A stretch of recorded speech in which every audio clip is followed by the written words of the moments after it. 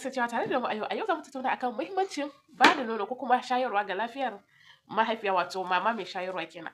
Amfani safari da yake mata shine yana taimakawa wajen contraction. Idan contraction din yana taimakawa wajen contraction inda zai taimaka mata wajen haifar da mahaifa da zarar ta haifi baby ta, zai sauka mata wajen faduwar mahaifa. To hakan kun ga na da matukar muhimmanci. Amfani na biyu kuma shine zai rage mata bleeding.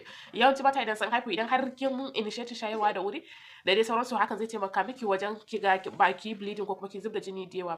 Amfani na gaba kuma da wannan yake haifarwa shine yana increasing bonding tsakanin mama da kuma yaranta. Hakan na ƙara soyayya da kuma shakuwa tsakanin juna. Sai abu na gaba da zamu yi magana akai, kuma yana taimakawa shi wannan uterus mahaifa kenan ya koma yadda yake kafin lokacin haihuwa. Idan har kin shayarwa mai kyau kenan, sai sa ki kalle wanda ya shayarwa mai kyau tumbin shi yana shiga fiye da wanda bai nutsu ya shayarwa mai kyau ba. Sai amfani na gaba da zamu yi magana akai shine yana taimakawa wajen reducing